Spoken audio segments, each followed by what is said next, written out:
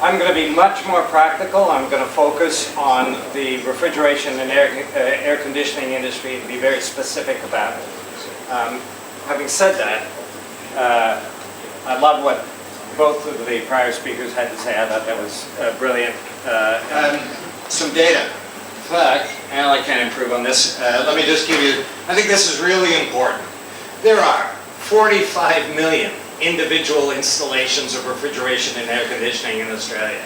They consume 22% of the energy, in fact more than 22% of the electricity that we produce as a country.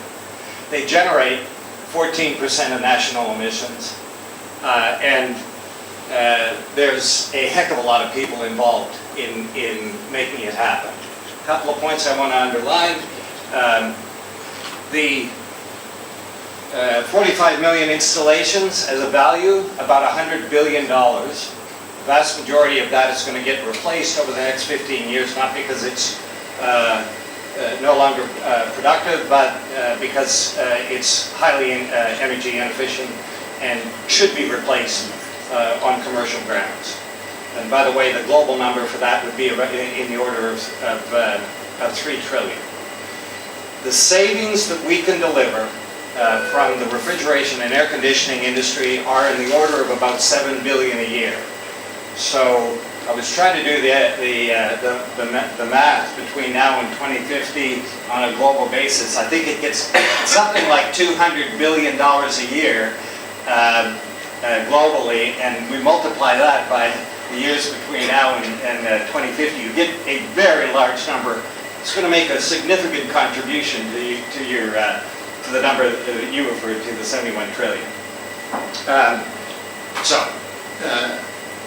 Where does this go? I will give this talk in much more detail and much better. I mean, it's in draft version and it's very early days, but I'll be at 4 national conferences over the next 3 months, and we're running our own seminar series, and the basic objective is to cause specifiers in the built environment to recognize the degree of change. So let me just blather on about that.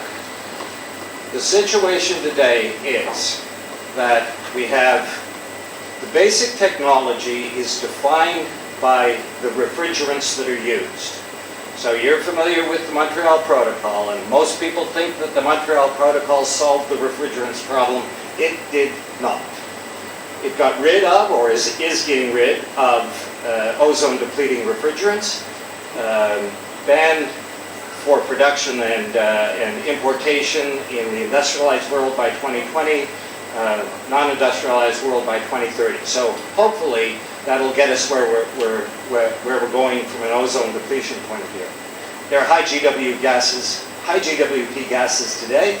They're emitted in large quantities. Hopefully that matter will be addressed. They are being replaced by high global warming refrigerants, HFCs, which are not ozone depleting, but high GWP. And if we don't get rid of them by 2050, the authorities say, and this is well accepted science, that HFCs alone will be 20% of global emissions by 2050. They're considered a relatively small proportion today, but part of that is because the accounting is a joke.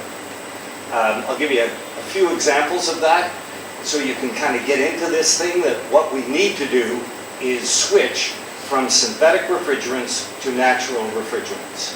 As I've listed there, so the naturals are ammonia, CO2, and hydrocarbons are, and they're no GWP or very low GWP, and they have they're highly energy efficient, which is the key point. If we can get there. So, the situation today is that the EU is phasing out high GWP refrigerants, HFC refrigerants. The G20 buys that.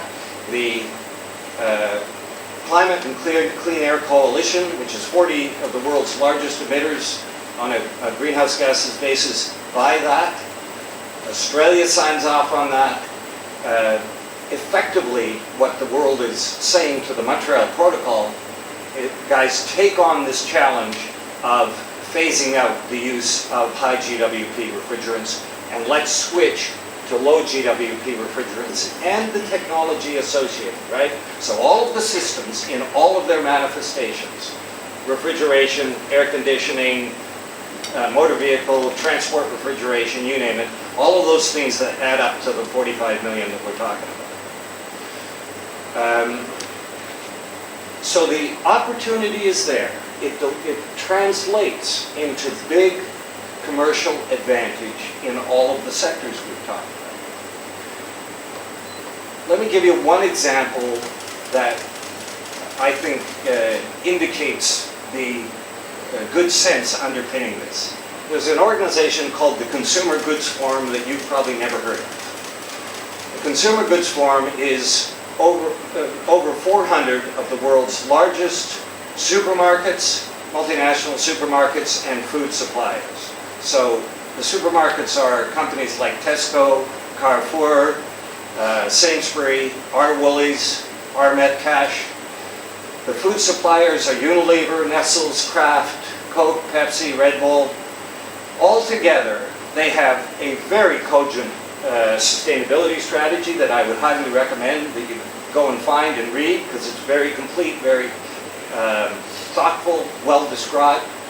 Within that strategy, they say, we're taking all of our refrigeration and air conditioning applications to natural refrigerants because they're energy efficient and low emissions. Now, these are not stupid companies, and this organization is what it refers to itself as a CEO-driven organization. What they mean is we work on strategic issues. You haven't heard of the CGF because its members speak for themselves. They don't need, Woolies doesn't need anyone to speak for them. They speak for themselves. So that's why the organization doesn't have a high degree of visibility, but they're quite open and you can access all this information.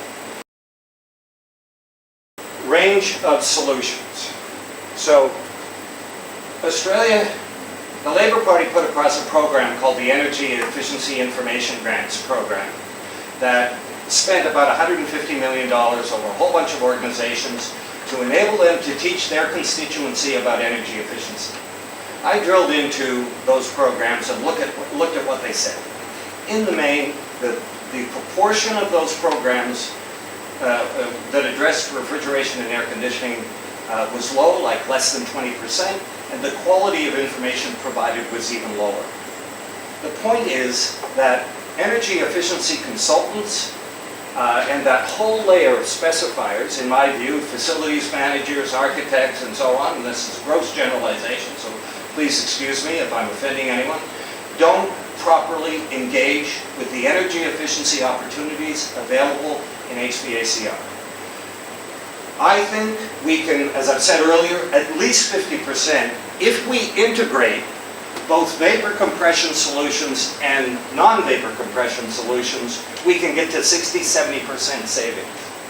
And that's big money. So when I talk about, I hope you all understand what vapor compression is and all the sectors that I've listed there. But reflective paint, better windows, heat management systems, better control systems. One of the most interesting things about control systems is we're going to take the power in this industry away from the contractors and put it in the hands of energy use consultants. Right now, contractors treat this industry like your auto mechanic. You bring him your car, he tells you what's wrong, and he tells you what you're going to pay, and you don't have a clue whether he's right, wrong, or indifferent. That's pretty much what happens in the refrigeration and air conditioning industry, and energy efficiency really doesn't get there as a factor, but it's well recognized that it's 50–60% of both the energy consumption and emissions in the built environment. It just doesn't get addressed for a whole bunch of reasons which aren't good. They're just excuses for failure to dig into it, like it's technical, like it's capital intensive. I don't want to think